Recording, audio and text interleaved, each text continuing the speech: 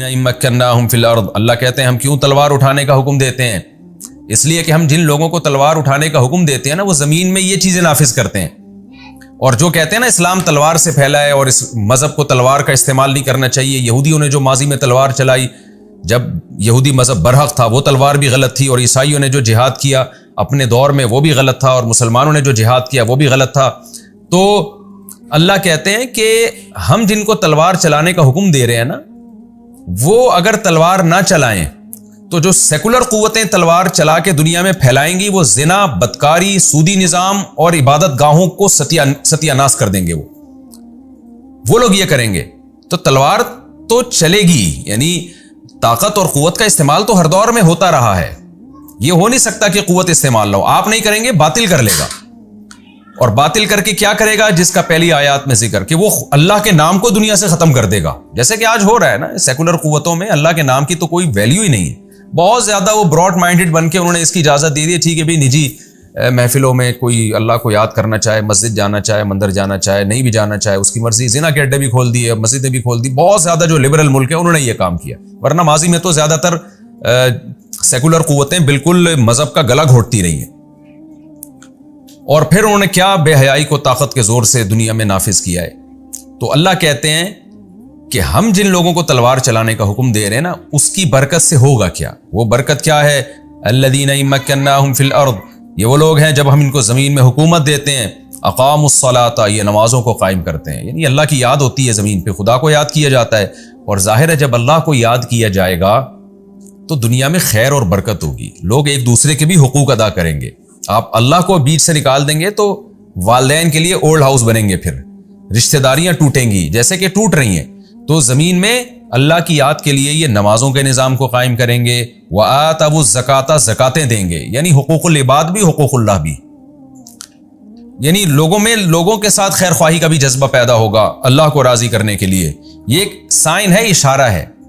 یعنی اللہ کے حقوق بھی زندہ ہوں گے اور مخلوق کے حقوق بھی زندہ ہوں گے.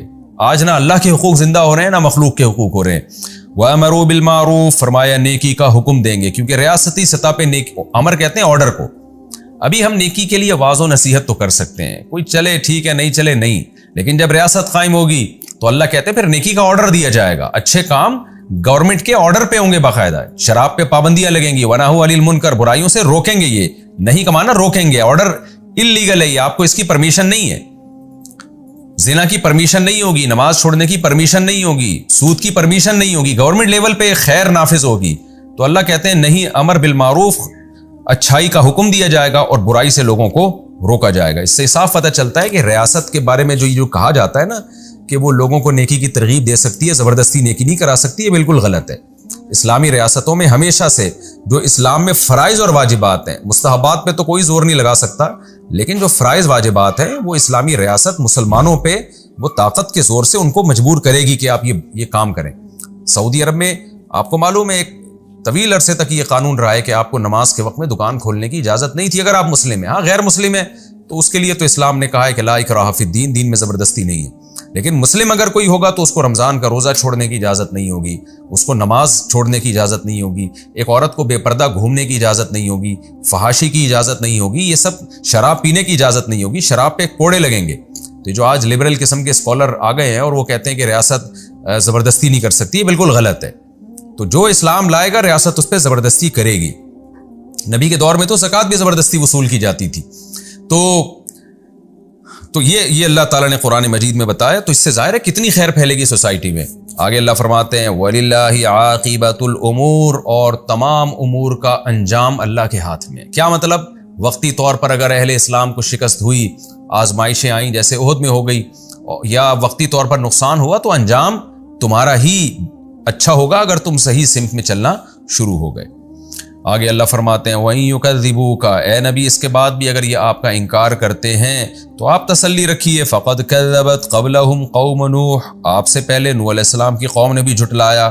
وَعَادٌ، قوم عاد نے بھی جھٹلایا. وَثَمُودُ، اور ثمود کی قوم نے بھی جھٹلایا. وَقَوْمُ إِبْرَاهِيمَ، ابراہیم کی قوم نے بھی جھٹلایا. وَقَوْمُ لُوطٍ، لوط علیہ السلام کی قوم نے بھی جھٹلایا. وَأَصْحَابُ مدین، مدین والوں نے بھی جھٹلایا. وَكُذِّبَ مُوسیٰ، موسیٰ کو بھی جھٹلایا گیا. دیکھیں یہاں اللہ نے یہ نہیں کہا کہ قوم موسیٰ کی قوم نے بھی جھٹلایا، کیونکہ تمام پیغمبروں کی قوموں نے جھٹلایا، موسیٰ کی قوم بنی اسرائیل نے نہیں جھٹلایا، اس لیے اللہ نے یہ نہیں کہا وقوم موسیٰ، بلکہ کہا وکذب موسیٰ، موسیٰ کو بھی جھٹلایا گیا۔ کس نے جھٹلایا؟ قوم کا ذکر نہیں کیا، بلکہ جھٹلایا گیا یعنی فرعونیوں کی طرف سے آپ کو جھٹلایا گیا۔ فَأَمْلَيْتُ لِلْكَافِرِينَ، پس میں نے کافروں کو مہلت دی تھی، کبھی بھی فوراً عذاب نہیں آیا۔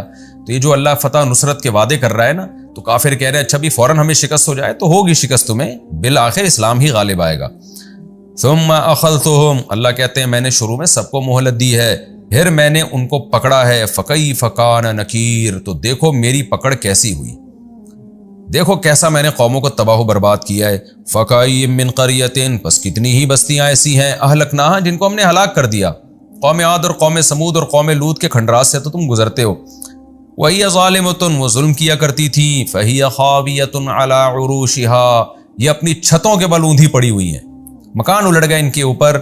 وَبِئْرٍ مُعَطَّلَةٍ، اور کتنے کنویں بیکار پڑے ہوئے ہیں، جاتے ہو جب تم سفر میں دیکھتے ہو قوموں کے کیسے کنویں، جب نبی صلی اللہ علیہ وسلم قوم سمود کے قریب سے گزرا کرتے تھے تو وہاں کنویں تھے بیکار معطل پڑے ہوئے تھے، تو کتنے کنویں ہیں جو بیکار ہو گئے جہاں کبھی رش لگا کرتا تھا۔ وقصر مشید، اور مضبوط محلات آج وہ بھی معطل پڑے ہوئے ہیں، کوئی ان میں رہنے والا نہیں ہے۔ اس لیے آگے قرآن کہتا ہے افلم یسیروا فی الارض، تو کیا یہ لوگ زمین میں چلتے پھرتے نہیں، فتکون لہم قلوب یعقلون بہا، تو ان کے لیے دل ہوتے جن کے ذریعے یہ سمجھتے، یعنی کیا یہ زمین میں چلے پھرے نہیں ہیں کہ پھر ان کے سینے میں دل ہوتے اور اس سے یہ عقل حاصل کر کے دیکھ کے عبرت پکڑتے۔ او آذان یسمعون بہا، یا ان کے کان ہوتے جس سے یہ سنتے، عبرت کی باتیں سنتے۔